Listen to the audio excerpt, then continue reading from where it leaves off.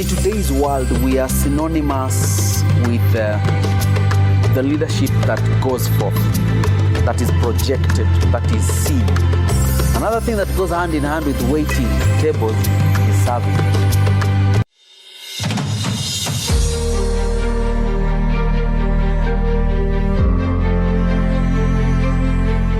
Hello, good evening, everyone. Welcome back to our series of leadership of Roundtables, and today we are going to talk about grace to wait tables, and we are going to have our pastor, Pastor Jason, talking to us about the grace to wait tables. Allow me to introduce it this way on the topic on grace to wait tables. My assumption at this stage is let's try imagine you're employed in a big hotel. In this big hotel, you have like about 300, 400, 500 customers that frequent your hotel every other week, every other moment, every other time. Now, as these guys keep coming to your hotel, all you have to do is ask them their names, book them in, get them a nice bed, and then after booking them in, giving them a nice bed, call them over to eat. Let's say it's in the evening. Now, as they start eating, as they are seated down, they are eating, then your work is just to wait on them or await them next to the tables. Like you're just having this nice white towel on your hands, and then they have to ask you, could I please get the serviette, could I please get the spoon, could I please get these? That's what we're talking about today. And so I coined the words grace to wait tables because trust me, bro, it needs a lot of grace to wait tables, especially for Christians. Like it takes a lot of grace to wait tables in the Christian space. Yes, so basically that's where I picked it from. Of course, trying to look at what it meant both in the New Testament or in the Bible, and what it means for us who are here today listening to this or watching this. Yes, thank you. All right, that is a good introduction of our topic today. If I could really ask you, Pastor Jason, what did it mean to be a leader, or what did it mean for leadership back then in the old days? In the old days. Thank you very much for that question. Back then, leadership, especially us looking at the aspect of the grace to wait tables, leadership then meant real servanthood. It meant serving the people. It meant being spread thin to such an extent you serve, you give service, you speak to, you know, like it was just so much then that was needed that maybe right now we don't see in our world today. Let me take a case in case in the book of Acts chapter 6 verse 8. The Bible says, Stephen, a man full of grace. Of course, God had given the power, and he performed great miracles and works amongst the people. But that aside, the same Stephen, when you look at him vis-a-vis all the other disciples, Stephen is not called to be the one preaching to perform miracles. Stephen is the one called to stay at home, so that when everybody else has preached, has come back home, and they are done with the sermons and they're done with the miracles. Like when all the disciples were reporting home, they were leaders in their own conspicuous ways, but Stephen's leadership was so pious that you'd barely not notice him. That's what leadership meant then.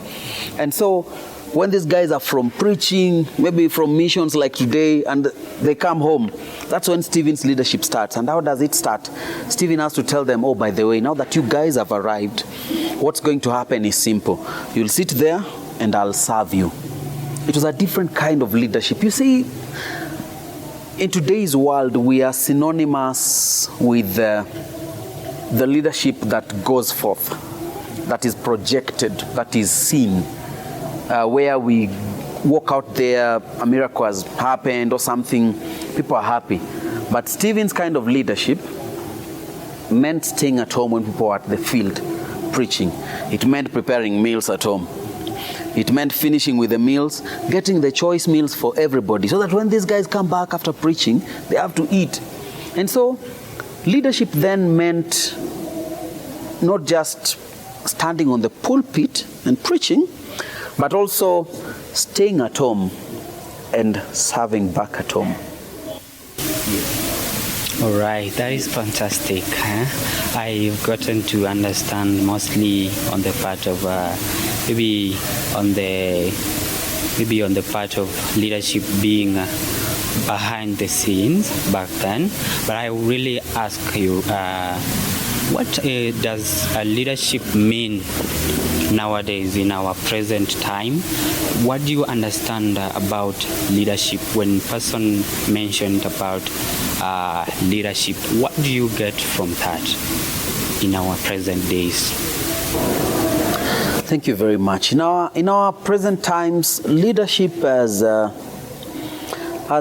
been decolonized, for lack of a better word. What happened to leadership is there's a structure, there's a way leaders should appear today. Like I can mention so many things when it comes to leaders. It's in their attires, what they wear. It's in how they speak. Leaders are expected at times to have come from certain schools, or they subscribe to certain school of thoughts. And today leaders are not what they were back then. Then to be a leader, especially in the biblical context, you were prayed over. That's how they were choosing leadership. And after they've prayed over you, you'd be picked, brought into the fold, and the next step would be you must have walked with Christ or confessed that. But nowadays, leadership has been reduced to, at times, endorsement. And so I endorse you in my closet or from my closet without others knowing why you're basically endorsed. At times you're not endorsed because you're a good person. You could be endorsed because you're my friend, like you're my friend. And so I endorse you because I know I don't want this leadership thing, maybe because of the benefits inside, to go far, far away. I want it to be retained round about us, like just you and me, closer to us. And so ministries, at times you find legacies of a father to a son, to a daughter, not because the daughter and the son are anointed and called, but because the ministry shouldn't leave the homestead. And so the dad knows if it leaves, it's never coming back, because the other assistant pastor in church also has needs or things like that. But then that aside, going back to your question, allow me also to rephrase it, my answer this way, that leadership then was different from leadership today, not only because of how leaders were chosen, but also in how leaders served. How did people serve then, and how do people serve in the now? Today, I could serve with a lot of vim, vigor, because I know there's something coming by the end of the month. And so, if I'm on a payroll, I'll appear in the morning at 8. I'll wear a suit. I'll wear anything you guys want me to wear, because I'm called to that. But the place of leadership where we await tables is lost to the place of leadership where people stand on podiums to speak. And why is that lost? Why is it that those footsteps are lost in our community today? Because the books we are reading today describes leaders as these guys who are forever at the helm, offering leadership and others giving followership, and nothing else goes. Like it's just leadership, followership. Nothing else goes. So when we come back and settle and realize Stephen didn't have the opportunity to preach in the fields, but when he was accosted, the Bible says in the book of Acts chapter 6-8 that I had read, that Stephen was performing miracles. Now, how was this happening while Stephen wasn't a leader per se, or called like the other disciples that we knew? It was simple. Stephen was so diligent in awaiting tables when these guys came back at home that God could never afford to leave him as such. He had to walk to the fields like the others, preach, speak, and we are not told he went to several places like Paul. Like we don't read Stephen in Iconium and Stephen has gone to Judea, Stephen has now gone to Samaria. No. Stephen doesn't even have a missionary journey, Like Stephen naturally doesn't travel from any town to the other. We just told of once. There's just one portion where he's found traveling or something, and something happens to him, and in the din of all this he's caught. And that's when people realize, so Stephen is knowledgeable, because the way he expressed himself, quoted scriptures, showed boldness, was more leadership than the people who are always the face of the ministry, standing on the pulpit, preaching and doing every other thing. Like Stephen's leadership that was looked at as something behind the house or right inside the house next to the tables, it was such a great ministry in the presence of God that Stephen was endowed with the same gifts that all the disciples had. And so no disciple would wake up one day and tell Stephen, you just feed us tea during the first and second service. You just give us water. You just give us, watermelon or something. Or you just serve us rice, bro. You don't know what this thing is all about. The Bible says in Acts chapter 6 verse 8 that Stephen got to the extent grace and power was abounding in him, that great wonders and signs were wrought through him amongst the people. When the Bible talks about us as people who perform miracles, we are so happy. We only hear it in one instance that Stephen had all these. Just to mean, leadership today is very different from what we had then. Today, leadership is all about pomp and color. Leadership is all about what can I show? What can I... These guys don't know me. Let me tell them. Let me, And then we realize that you're a leader and you didn't even study in Kenya. You studied somewhere abroad. Then now we start, we like you immediately. We realize, you didn't even study inside the country. We all of a sudden like you. Then you move from that place and we realize even the school you went to in Kenya was like a national school, one of the best. Automatically, we aligned towards you. Why? Because there's a way leadership in our country, in Africa, has been aligned towards certain things that we consider things of power, or certain,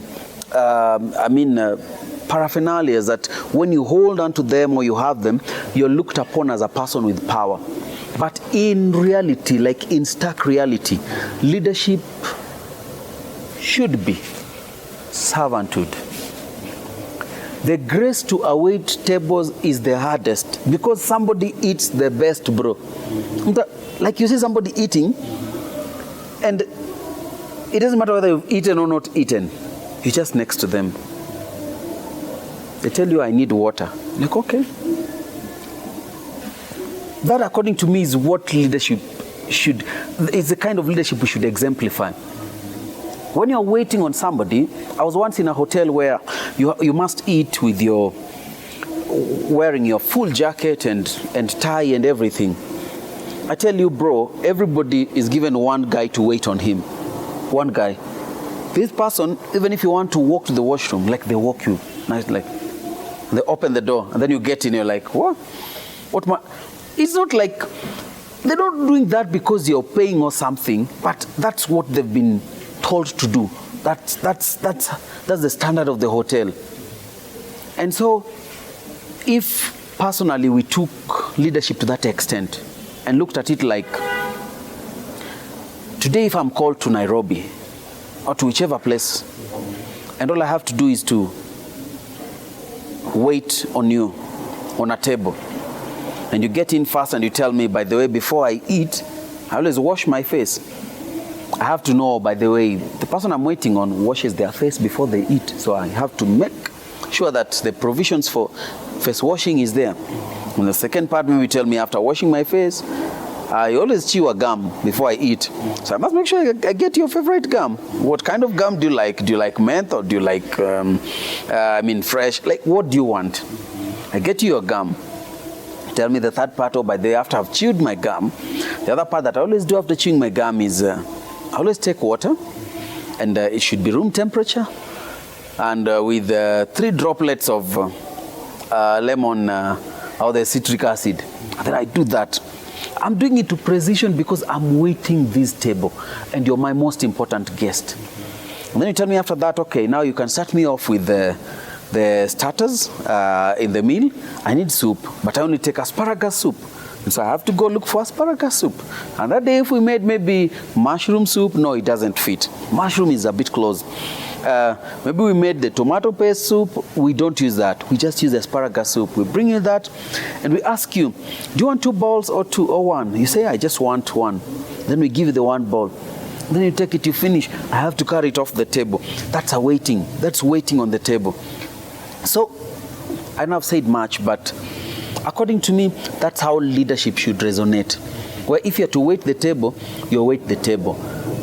If you're called for other kind of leadership, you do it. But today's kind of leadership and grace, we are talking about the grace to await on others. It needs patience. It needs being patient with. There are people you wait on them, they are slow eaters, bro. And so you won't like how they are eating. There are people who eat fast. There are people they're messy eaters. They eat, they spew things are strewn all over. But you have to await them. You have to wait on this table. And so that's the kind of leadership God is calling us to have. How ready are you to wait on the table as a Christian? Yes. Wow. Mm-hmm. Wow.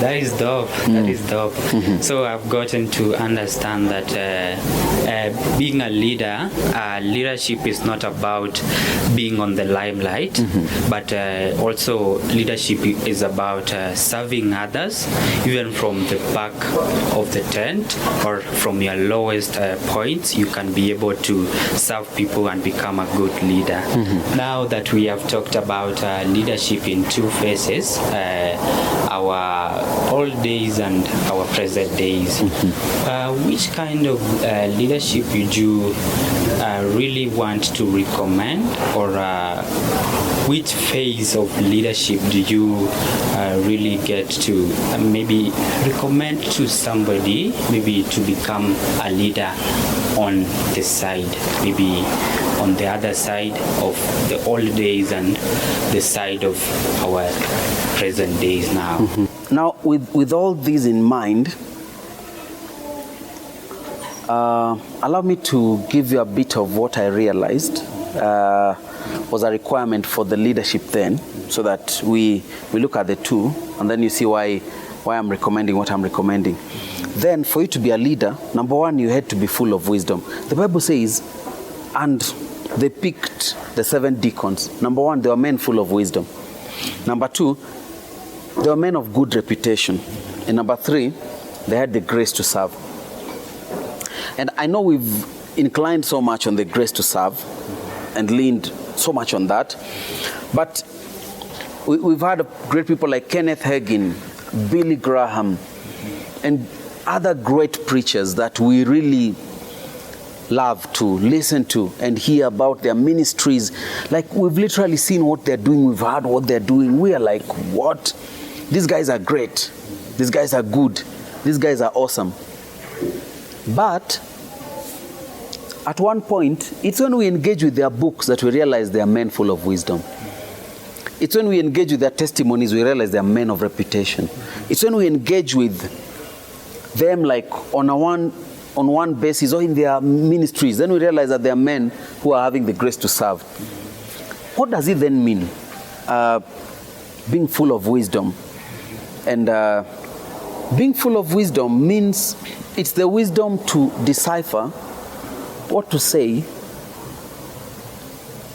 or to have your words seasoned with salt to such an extent that you do what Christ does in the book of Isaiah chapter number 53, where the Bible says, a bruised reed he will not break. Being full of wisdom means standing out amongst your peers, or amongst the people around you, or in the places, in the place of work, in the places we work at, or hang around, or do our things. It means standing out in those places to such an extent, people can come to you and ask you to advise them. Though you're not the CEO of the place, you're not the, you're not the counselor in the place. Like a company has a counselor, but you counsel more than the counselor. Why? Because they've realized that you're full of wisdom.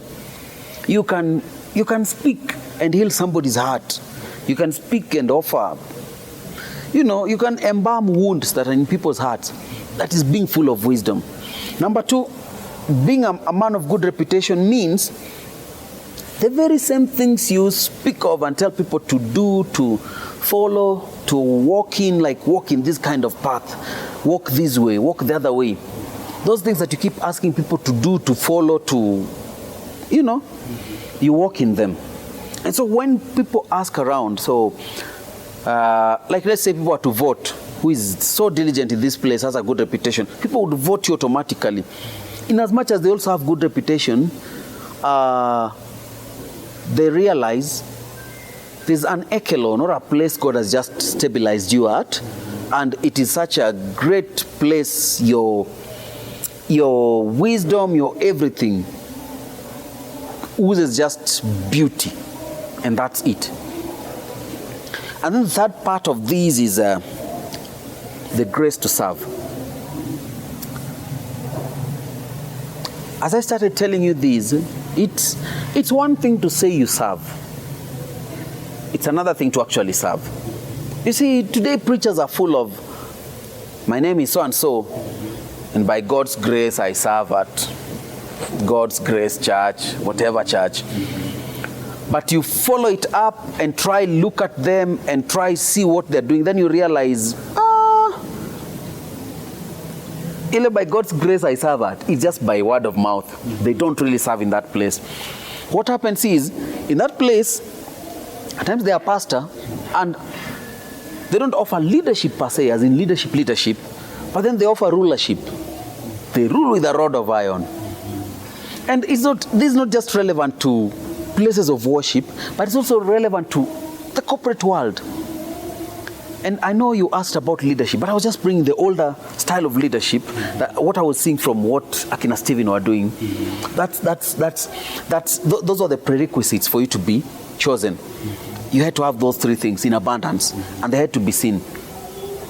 And you asked about today's leadership. Today's leadership, I told you, it's not bad like what we're doing with our leadership today, because I'd be a hypocrite if I said what we're doing today is not leadership.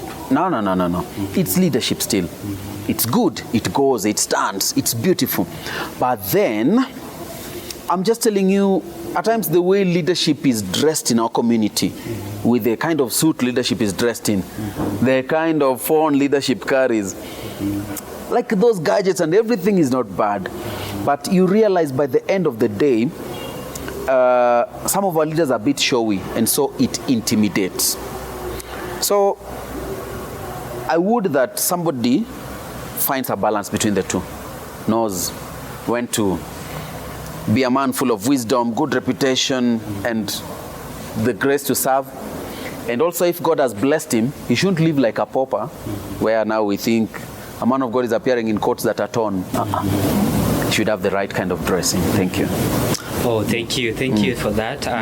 It's a good point. Again, to ask, you've talked about leadership in the ancient days, Yes. and the leadership in the present days, and maybe there is a notion that people have in mind that you cannot lead a person who is higher than you, or maybe that notion means that if you have to lead people, you should be on the top so that you may lead those who are below you. So maybe you have talked about some values that maybe a leader could possess for them to be a leader. You've talked about patience, you've talked about a reputation, you've talked about but what are other values that a leader should really possess for them to be that leader? It's a very good question. Let me say this. The value we have that we can build any other thing on is where the Bible, I told you, says some are called to await tables. Now, why is it that I'm so insistent on the value of waiting tables or waiting on others? Because another thing that goes hand in hand with waiting tables is serving. Where you go sit down in a hotel, you pick the best food or delicacy that you want. After picking it and writing it down and saying, this is what I want, could you please get me this? You don't go pick it from the kitchen. The same person who was waiting on you as you were eating and watching and staring has to go pick things and serve and give. And serving is another great attribute when it comes to waiting tables. The people could wait tables, but they don't want to serve. They just want to wait for the sake of being there, just looking at you and staring. But waiting and serving at the same table is very good, of utmost importance, and offers what I can call a clear-cut authority when it comes to leadership. Because very many people, very, very many people in our world today, very many people want to be served and want to lead from the point of, I must have subjects for me to lead. But leadership is leadership, whether you have subjects or you don't have subjects, whether you have people who call you sir or you don't have people who call you sir. Leadership is leadership. Let me say this as I finish that part, that Christ served under his Father for 30 years. 30 good years. Then what we see today in the world that we talk about, he only did it for 3 years. So my point is, the most important value is that of waiting and serving in silence, so that when the time comes for God to catapult you to that great space, you don't fall into a chasm where you don't understand where you are, where you're headed, what you're doing, things like that. You're at a place where you understand, you gladly know this is what God has called me for, and I'm not trying to force myself into it. It's natural for me. Yes, thank you. Oh, thank you. That is cool. Now, having talked about all that, I think we've come to the end of our session today. My name, I go by the name Charles Mutua, and today we've had Pastor Jason taking us through waiting tables, and it's been a good session, of course, and I've gotten to learn a lot. Thank you so much. Even as you get to view, we are delighted that you are our viewers. Thank you so much.